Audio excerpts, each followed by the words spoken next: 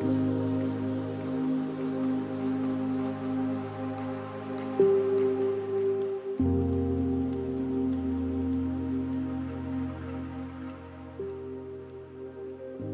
back to this beautiful forest of mine. How did you like your stay at our magical pond? Remember how I randomly drank its water? It definitely helped me on my journey of metamorphosis. You have seen me in several different forms throughout the past 2 years already. I once was a regular fruit bat who was turned human through consuming the holy waters of the pond. From time to time, the red moon's sneaky energy in the water's reflections summoned the sassy demon inside of me. Later on, I fused with the fish deity living in the pond. And now, you might wonder, how come I am going through yet another metamorphosis? Let me tell you the story behind this. In this forest are gathered a lot of my best friends. One night, we were sitting by the pond, continuing our role-playing campaign. I was really acting out my role as a Kenku bard, playing the drums and strumming the weaves of magic, when suddenly there was a light coming up that hadn't been seen before. Before anyone knew, a star fell from the sky directly into the pond, sweeping me away together with it.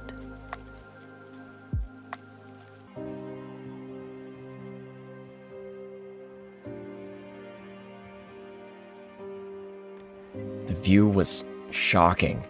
We immediately went to save the bat from drowning. The water had already turned pink and started glowing, just like the trail the shooting star had. When we got to them, their appearance had changed so much. Anyu's silhouette was filled with starlight and was see-through like a ghost. They were afraid and started crying. We didn't know what had happened. We tried to help Anyu out of the water, but when they reached the bank and tried to get out, their foot started to disappear like fog in the sunlight. Anyu was bound to the pond, unable to leave. So we immediately reached out to those most educated in spirituality and dealing with the chaos. Thanks to our strong bond, I was able to communicate with Anyu through the waters that their spirit had washed out into. But apart from Anyu's voice, there was another one too. A deep, echoing, almighty voice, already in a dialogue with Anyu. They told me how they got lost on the journey and how they had lost pieces of themselves due to the impact of the collision. They asked me to find those pieces so the powerful star could be pieced back together and stop using Anyu as a vessel who it accidentally got forged with. After comforting Anyu, I told the others, and we went on our mission to find the missing pieces.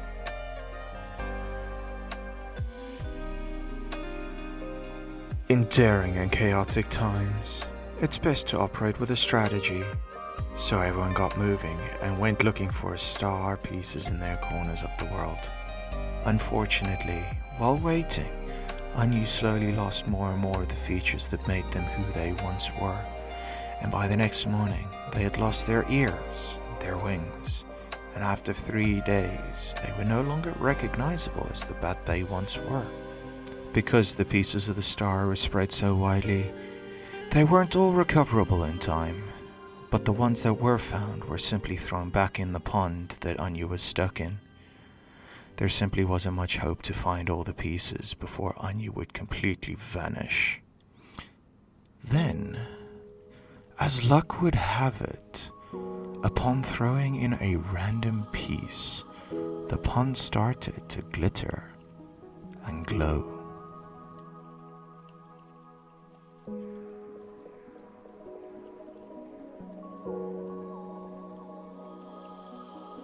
My thoughts were almost not mine anymore, but mostly ours.